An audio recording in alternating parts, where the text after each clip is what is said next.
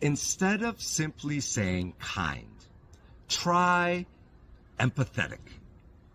An empathetic person understands what other people are feeling. They can put themselves in the other person's shoes. For example, she was very empathetic when her colleague was going through difficult times. In today's world, empathy is one of the most respected qualities a person can have.